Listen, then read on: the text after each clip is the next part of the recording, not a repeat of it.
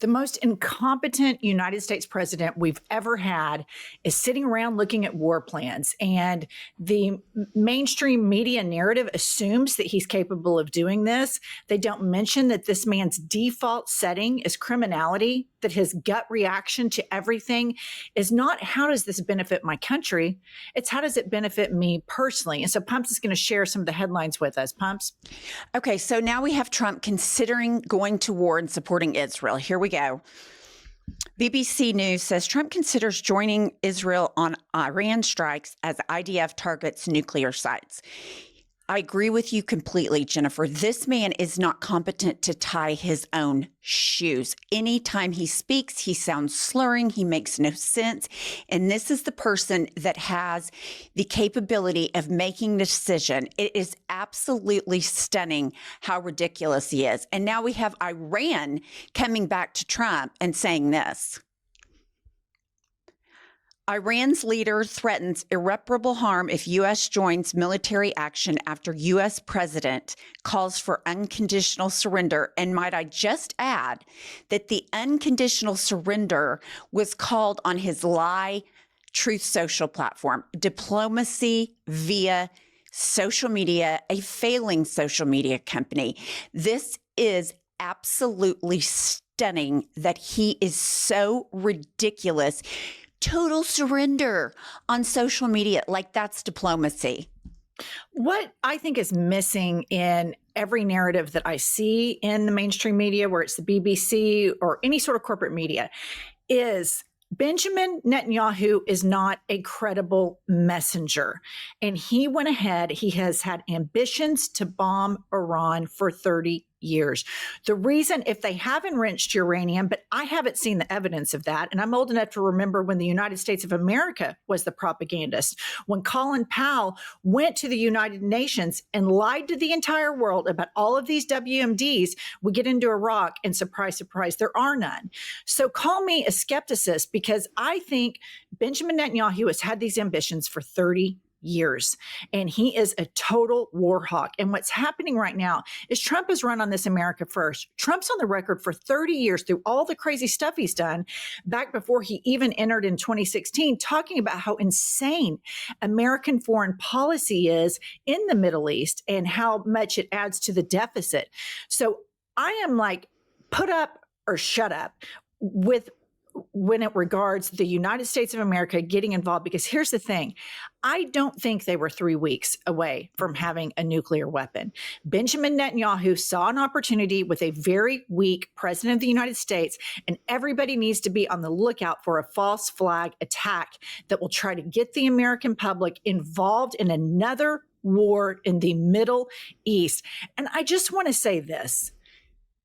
Benjamin Netanyahu has been an absolute butcher to the Palestinians. What he has done over there is horrific. And the fact that the United States of America would believe a man that is the number one killer of children in this world right now, Benjamin Netanyahu, and we're going to take his word for it. And, again, then we have to go back to the person who is receiving this information based on the footage I've seen over the last year or two. This is the guy who tried to give a microphone a blowjob while he was campaigning. So this guy is, 3 sheets to the wind at all times. And I'm not talking about alcohol. I'm talking about that's just as normal. I wake up this screwed up. Well, interestingly enough, do you know who agrees with you about Iran not being 3 weeks away from the military, from having nuclear weapon? What? Tulsi Gabbard and the National Intelligence Agency. Now, of course, Trump wants her out. And then all this, they're trying to kill Trump. They're trying to assassinate Trump. It's like, number one, there's no evidence, as it appears to me from reading the reports, that U.S. intelligence can confirm that they're 3 weeks away. And so Trump throws in, and they're trying to kill me. But one thing, this is interesting, that's going to put Hang on, I want to stop you right there because I want to correct that. when it comes to Tulsi Gabbard, it also has to be pointed out that she does not have the United States of America's best interests at heart and hasn't for quite some time. She is a Russian propagandist. So whatever she says, I don't think she's a credible messenger either. And so the problem is what gets lost in this entire conversation is what is best for the United States of America. Donald Trump is looking out for himself and himself only. Tulsi Gabbard is looking out for Russia. Benjamin Netanyahu's looking to just destroy all of the Middle East as much as he can, as quick as he can, while the United States is this weak. So what gets lost in this entire conversation is American interests. Absolutely. And that is the perfect segue to what I'm about to say next, which is Russia is telling Trump, do not go into this war. And then we've got Tulsi Gabbard, who's saying they're far from the nuclear weapons. So we've got an interesting trajectory because, in my opinion, Vladimir Putin is Trump's boss hog. Put up the headline. Global Eye News breaking: Russia issues warning to the United States the U.S. should not provide or even consider direct military assistance to Israel, calling it a dangerous escalation. So now we've got Benjamin Netanyahu that told him, oh my gosh, you're so great. Show us how strong your military is. And now you've got Putin, who's Trump's daddy, saying don't get into it. So he is in a catch-22 love triangle. Right. And this is a president who, again, does not have the interests of the country or its citizens at his core thought process. Like, what is the best thing for the United States of America to do? What's the best thing for our citizenry? What's the best use of our taxpayer dollar? And he's surrounded by people who just want to make him happy. And then he's surrounded by a lot of nefarious actors, one of whom being Tulsi Gabbard. And then you've got like Pete Hegseth, who doesn't know, shit from Shinola. And so this is a really, really dangerous thing. And the people who are playing 5D chess right here are Benjamin Netanyahu and Vladimir Putin. And nobody is standing up for America's interests right now.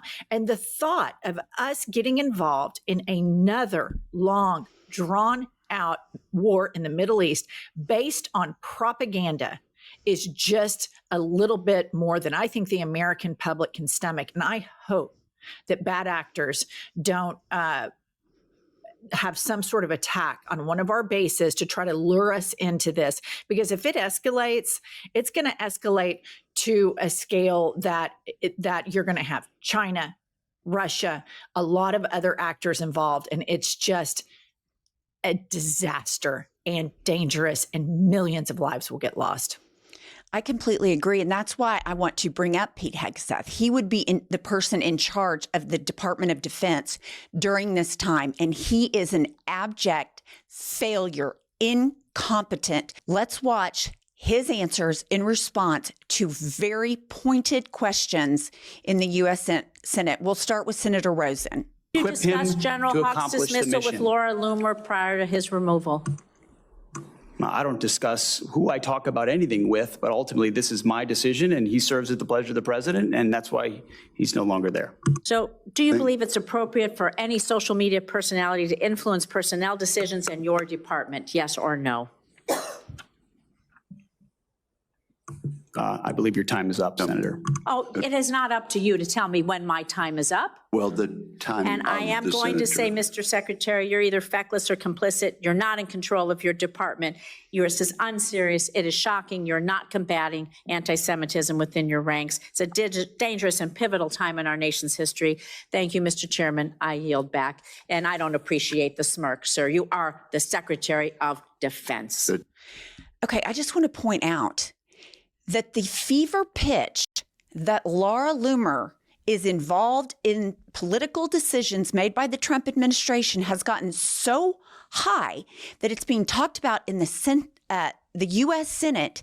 And Pete Hegseth, because he cannot answer that question, is rude to a U.S. senator. And I saw that and I thought, in my experience dealing with untreated alcoholics, that's exactly how they act. Yeah, and this is also a lot of the way the entire Trump administration is normalizing thumbing your nose at accountability. She's sitting there trying to make him accountable. And even though that we had a two-party system, both parties full of a lot of shit, a lot arrived at these Senate hearings trying to be honest and accountable. This administration thumbs their nose at accountability. They think that they should do whatever they want, when they want, with impunity. And I just want to say one more thing about anti-Semitism. The Trump administration acting like they're trying to root out anti-Semitism is about as rich as it gets. Laughable. The white supremacist, anti-Semitic flags, shirts, and messaging at January 6th was off the chart. Trump pardoned a man that wore a shirt that said Auschwitz on it. And they used a lot of imagery about, like, there's some acronym about possibly killing more than 6 million. And so what they're doing here is they're trying to say, look at these 18 and 19-year-olds at colleges that see injustice, that see a provocative country like Israel bombing the shit out of hospitals, schools, kids, women, just the general population, war crimes out the wazoo. And they see that injustice and they speak out against it. And Trump wants to attack higher education so that he can keep his population dumb so they will succumb to his propaganda more. But nobody addresses all of the white supremacy on Twitter. That's right. Nobody addresses all of the white supremacy within the Trump administration. Nobody addresses, every time you go to a Trump rally, there appears to be a Nazi flag, Nazi imagery. So it's just bullshit. And this hypocrisy like that, it exists everywhere in the MAGA movement. On the one hand, we believe this, but on the other hand, we have a whole set of our actions that are diametrically opposed to this. And that type of duplicity is where democracy dies. And so I think it's good that the senators keep drawing these people out and browbeating them. But I don't know how much more is going to change until we get to the midterms. If we get to the midterms. I agree with you. And the reason Trump and Elon Musk on Twitter don't go after white supremacy and the Trump administration doesn't is because they like it, because they are, in fact, white supremacists.